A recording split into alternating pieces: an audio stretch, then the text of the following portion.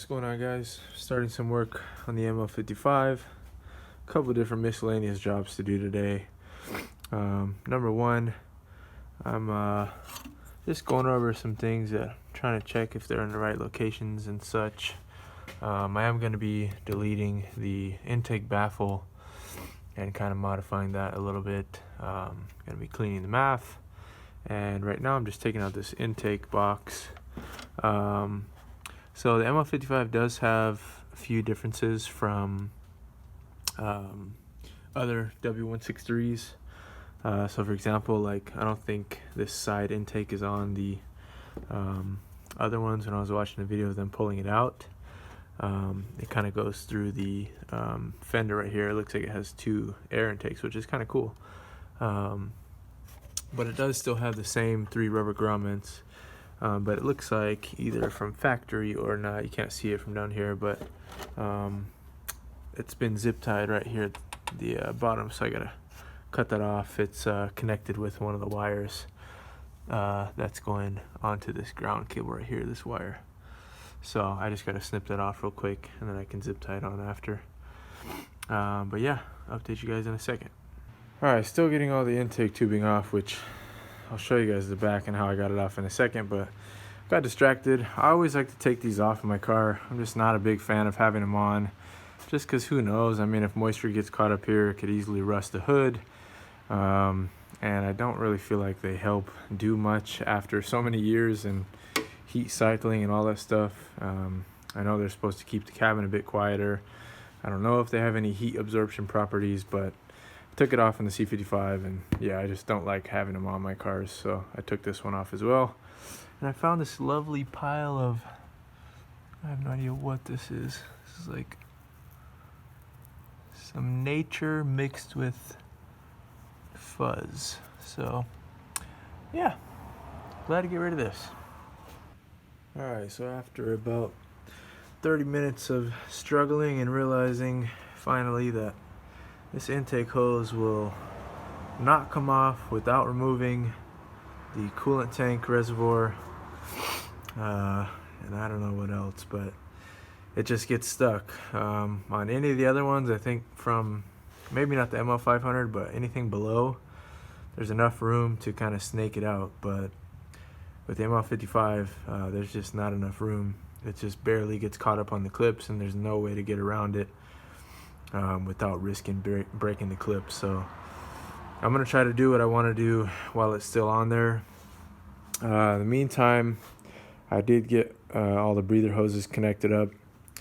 So this portion right here, this plugs down into the throttle body, and then this plastic line right here is a vacuum line that plugs in right to the top of here. And you can see all of these are labeled by where they go. So you got arrows, square over there, and then the circles on this side. So pretty easy to see where these go. This side connects on to the breather cover right there, and then that side for the breather cover for this one. So yeah, it basically goes in there like that. It's just the easiest way to do this is just to snake this out all in one piece, and then snake it back in one piece, because they have the little plastic connector right here, and it's basically impossible without ruining the hoses to get these off while still mounted in there. My hoses were so old that I just used a razor blade to cut down and just get them off anyways. So yeah, if you're gonna replace the hoses anyways, then just do that. It makes your job a lot easier. Alright, so what I came up with, instead of trying to shave that thing down and make it perfect, since I'm not going to take the intake tube off, maybe someday if I have to replace the reservoir tank, but for now I made this little makeshift hack. So I found a cap for something that fit pretty perfectly. This is a connection for the baffle, and then I put like a strip of duct tape around it so that I can tape it down with the reflective tape out here. This just kind of provides a safety. I mean, this thing's super solid in here, but just a safety so that I don't know, for if whatever reason it did want to try to come loose, this would be secured out here, so it's not able to be sucked through this way. Yeah, it should hold pretty tight, and I'll put the reflective tape over it so I don't have to worry about this like trying to melt or something silly. So yeah, I'll show you guys what it looks like once it's on there. What's going on, you guys? Back. Didn't film the cap that I made for the intake tube, but I will get a clip of that for this video. Kind of got interrupted because we got hit with a storm up here, so lots of snow, and yeah, gonna go for a drive, test out the ML in the snow right now. I have to go to the grocery store anyway, so get to see what it feels like in the snow. Alright, so here we go. This is what the neighborhood looks like. Heading out to the main street right now. I'm sure some of you guys are like, this is nothing depending on where you live, but it's quite a bit for Washington in our area. Yeah, so far the car feels good. I'm gonna try to stick to flat ground, even though I'm sure it can handle the hills fine, but here it is, handling pretty well. The roads are pretty slick actually, so I felt it kind of want to shift around a little bit, but all-wheel drive is working great, and definitely helps. Couldn't do this in the C55, that's for sure, without some chains or driving extremely slow. So cool to have the SUV during a time like this. Going to get some firewood and just regular groceries and head back home after that and get cozy. But yeah, I will update you guys with how the intake turned out, just once it's not so cold. So see you guys. All right, so got a cool project I just added to the ML55. Show you guys in a second. All right, so what you guys see here, this is the ML55 airbox I've taken out. Similar for other W163s. And if you know anything about what's available for air filters for these cars, you will know AEM does not make a filter for this. However, I found one that was similar in shape, wasn't very similar in design, but I basically modified it to fit the airbox. So I believe this fits in like a Chevy Colorado and a few other Chevy vehicles or GM vehicles. And the dimensions were close enough to where I figured it was worth a shot to see if I could get it to work with cutting a few of the rubber sides. And after a lot of careful cutting, and I even used a bandsaw on some of the sides to get it really clean. I have my work equipment over here. I was able to get it to match up, and it fits in here now pretty well. And it's able to close and everything, so really happy. I just don't like using the paper filters that much. I feel like they get torn up pretty easily after not that many miles, maybe 10,000 miles or so. They're usually not in the best of shape. So this thing was $40 off Amazon, so that's about 4 paper air filters, but this one pretty much lasts a lifetime of the vehicle. And it's cleanable. It's a dryflow filter, same ones I have in my C55, and those work really well, and don't need to oil them or anything special, so really cool. So let me get a little bit closer. You guys can see kind of what I did. So basically, the edges on this were a lot longer, probably about 1/4 of an inch longer on each side. So I basically just slowly cut down with the less is more philosophy, just so I didn't cut too much off and end up not having a good seal. And then I also had to cut off, it was rounded over on this side, so I basically just made it a straight edge so it could fit inside of the grooves on this side. And then over there you can see it has a little bit of a corner that's protruding, so I had to kind of modify it down a little bit as well over here just to fit. That fits okay. And then did the same thing on this side, just straighten out the edge, and this gave it a really tight seal on the upper portion. And then these were still long enough and they stayed flat enough after cutting them down that it seals really well up against the top. So you just got to be careful not to cut too much away.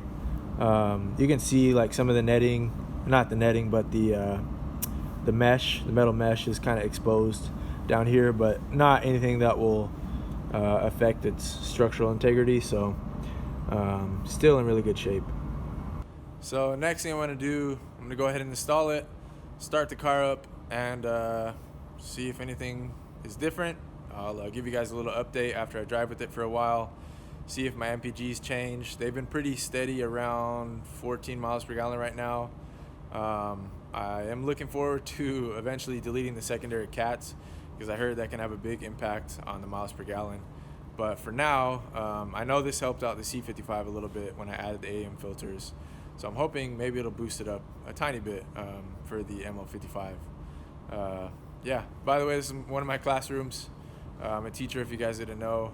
Teach middle school career technology education, so like coding and engineering and video production, all kinds of different stuff. So yeah, I'm at school right now working on the car during my break period. So yeah, let's go ahead and get this in the car, and I'll check back with you guys in a second. All right, I just installed it. Let's go ahead and start it up.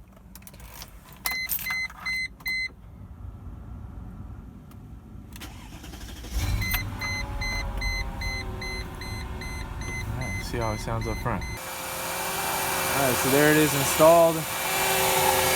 Here is the block off that I made for that.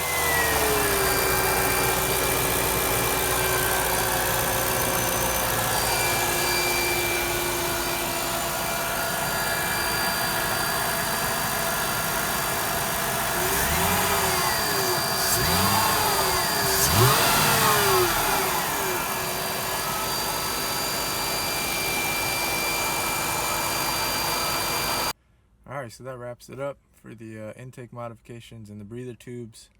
Hope you guys enjoyed. Something different.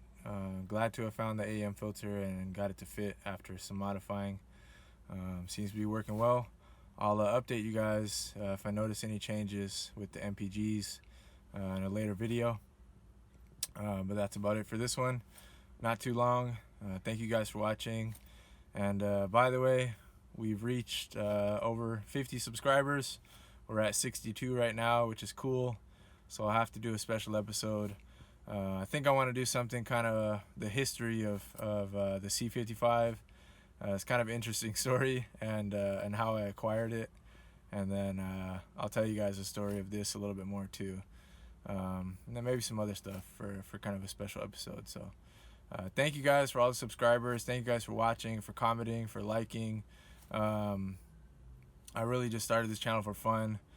To be honest, when I made the channel, the name of it, Anderson, I didn't even know it was going to be for my cars, but it just kind of stumbled and turned out that way. So it looks like I could grow this into something if I pour some more energy into it. So I'm just going to keep putting out content. I know it's rare for these older AMGs, so I like providing to that niche. And yeah, thank you guys. Alright, don't know if you guys can see that, but on the drive back home, a little bit of freeway and city driving. We're up, definitely up. It's at 18.4 right now. When I first got off the freeway, it was almost 20. So that's a good change. So definitely some good results so far. It sounds good. Definitely, it seems like, and I noticed this right when I changed the C55 filters to the AEM dryflow. When you get on the freeway is like the most noticeable time. Like that merging acceleration. That's the most noticeable time. It just smooths the acceleration a lot with these filters for some reason. And yeah, it just feels good. And my miles per gallon is definitely up. I'll have to keep driving it to see exactly what it turns out to be with combined city highway. I reset it before I left work after I changed it, so it's starting fresh right now, and I'll have to put a couple hundred miles on it to see what it ends up at, and I'll let you guys know. But yeah, that's about it, and thank you guys again. See you guys next time.